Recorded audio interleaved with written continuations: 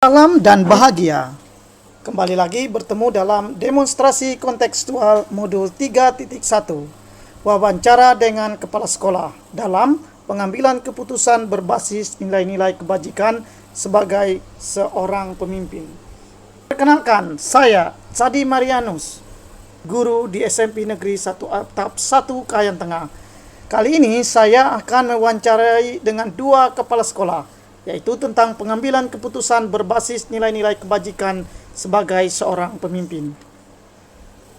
Adapun profil kepala sekolah yang pertama adalah Ibu Bungeh SPD, jabatan sebagai kepala sekolah, pangkat golongan pembina tingkat 1 4B, unit kerja di SMP Negeri 1 Atap 1 Kayan Tengah. Dan yang kedua, nama Pak Agus Budi Santoso SPD, jabatan sebagai kepala sekolah, pangkat golongan pembina tingkat 1 4B, unit kerja SD Negeri Bereng Rambang 1. Selamat menyaksikan.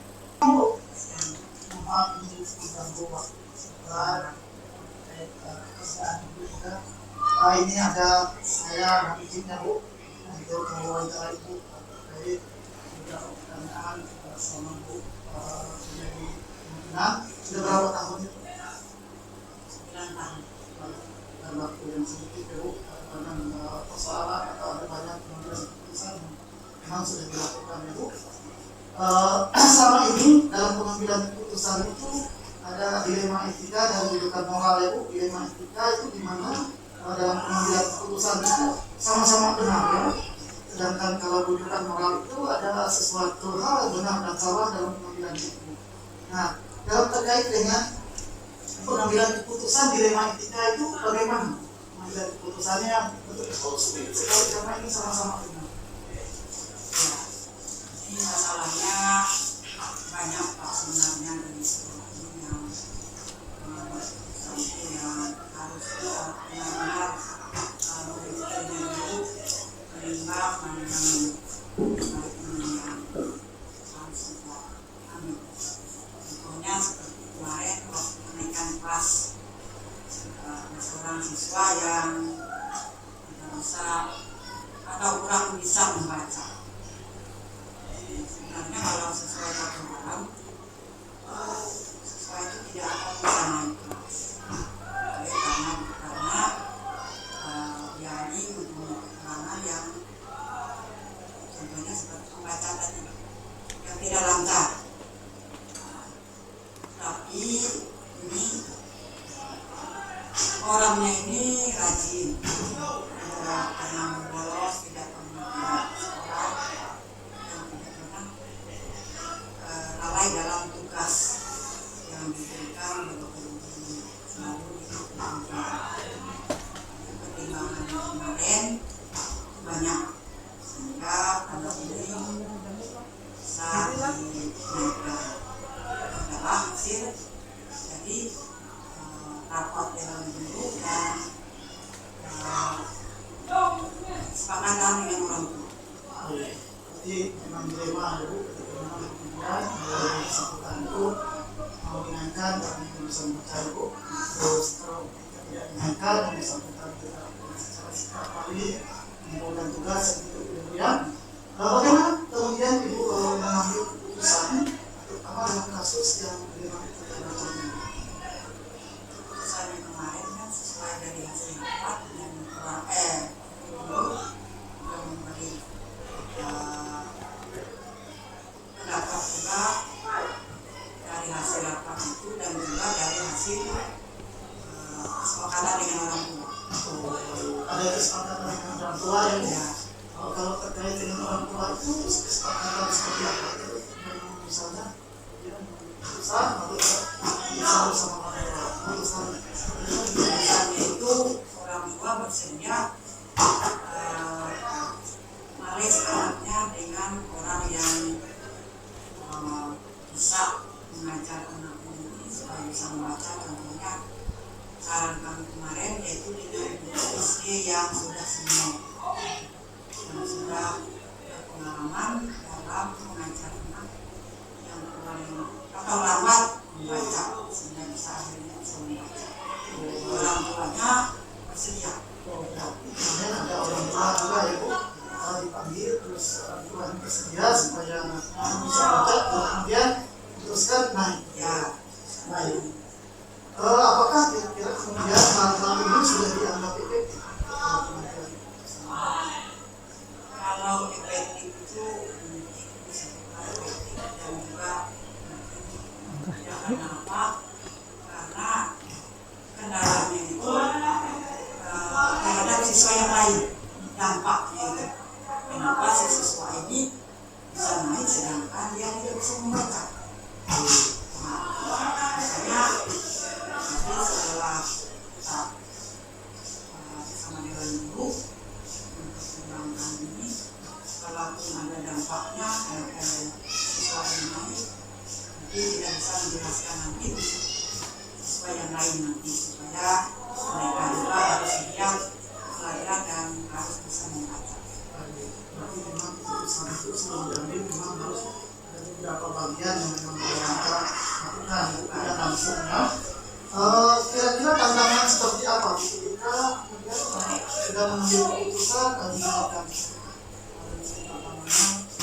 Kalau tantangannya itu banyak, tapi kita kan harus yakin dengan keputusan yang kita buat, dan kita juga harus lihat situasi kondisinya. Kita tahu sejarahnya bagaimana, sehingga kita keputusan itu jangan sepasang. Harus dipertimbangkan secara matang dan harus yakin untuk keputusan itu. Berarti memang kita dalam pengambilan sebuah keputusan itu harus dipertimbangkan matang ya, tidak bisa serta-merta langsung gitu ya, Bu, memutuskan. Apa saja faktor-faktor Bu kemudian mengambil sebuah keputusan itu sehingga itu bisa dianggap besar? Keputusan itu memang sudah tepat. Apa saja? Itu kita lihat dari faktor misalnya keadaan siswanya. Kalau sesuai dengan masalah siswa kita yang menggunakan ini, kita harus melihat situasinya dulu, bagaimana anak ini, bagaimana siswa yang bersangkutan itu di dalam mengikuti proses belajar mengajar dan semangatnya untuk sekolah itu yang harus kita lihat. Baik Ibu, terima kasih Ibu. Mungkin itu saja kira-kira wawancara untuk hari ini. Terima kasih banyak sudah mengganggu waktu Ibu. Selamat siang Ibu. Terima kasih banyak.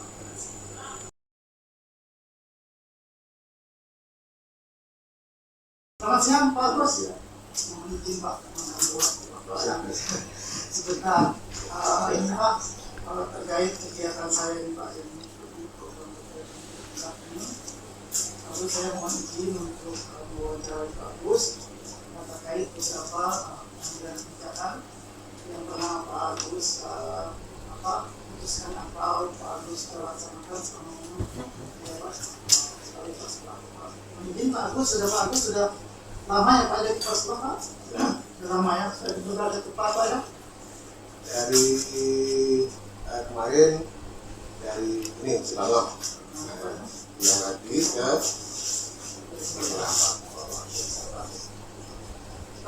selama ini ya Pak, Agus ketika menginvestigasi atau menemukan sebuah keputusan yang memang itu adalah dilema ya Pak ya, dilema artinya dilema etika antara kebijakan itu benar sama benar Pak ya, dengan ada keputusan yang itu yang membutuhkan moral atau benar atau salah. Jadi ketika Pak Agus menemukan masalah terkait dengan dilema etika antara pengambilan keputusan benar atau salah itu seperti apa? Ya, atau pengambilan keputusan yang kira-kira sama-sama benar seperti apa? ini ya ada seorang siswa, dua siswa, satu kelas 4, yang satu kelas 1. Jadi berdua ini adik kakak. Nah, jadi adik kakak ini sebenarnya kami tidak menggunakan semua-semuanya, kedua-duanya, tapi berhubung ada saudara, lebih baik yang kelas tinggi yang tidak kami naikkan, yang kelas 1 itu. Jadi untuk tahun depan mungkin ada kembali. Ketika berarti seperti itu ya Pak, Iya. apa faktor yang menyebabkan sehingga diambil keputusan saat Itu itu? tidak tadi bersama. Bersama. Itu kan saya tidak naikkan karena kelas tinggi. Oke. Nah, kalau keputusan kelas tinggi itu pasti lepas 6 nggak bisa belajar tetap. SMP-nya kita gitu. Baik. Oh, berarti ini bagusnya dilema ya, kalau Iya. misalnya ketika memang kemudian dinaikkan itu masih belum baca Belum baca bisa ya. baca itu. Oke, baik. Apa langkah-langkah yang kemudian bisa diambil jika peserta didik yang belum bisa baca terus kemudian tidak naik? Kami guru-guru ya biasanya untuk melakukan dia bisa membaca, kami panggil ke kantor. Nah, kami di kantor itu bisa begitu. Itu ya Pak. Apakah ada kemudian ada memiliki sebuah jadwal tertentu begitu Pak? Kalau nggak ada itu ada di kantor. Kalau untuk hambatan sendiri Pak, terus ketika mengalami atau ketika mendapatkan semacam dilema etika semacam ini tadi, ketika memang sekolah yang tidak bisa dinaikkan begitu, apakah ada tantangan tertentu untuk mengambil keputusan ini?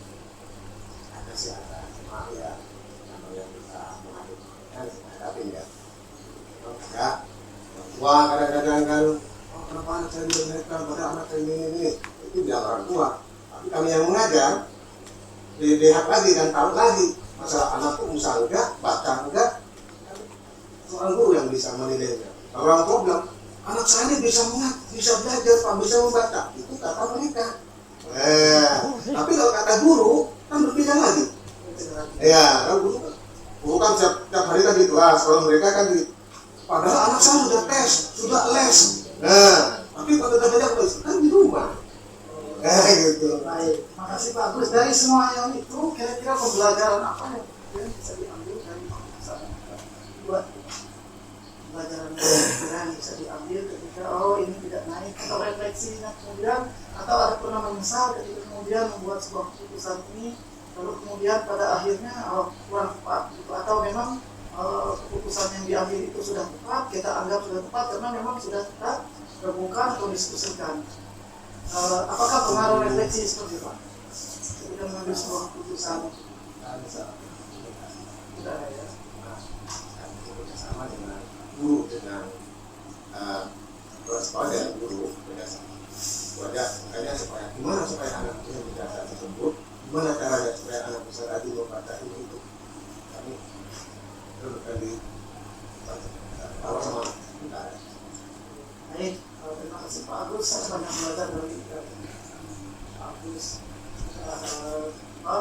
Sudah sampaikan juga terkait beberapa kebijakan dalam digunakan dan sudah diputuskan kepada dan itu keputusan sudah dirembuk bersama dalam guru pada tidak mengambil sendiri.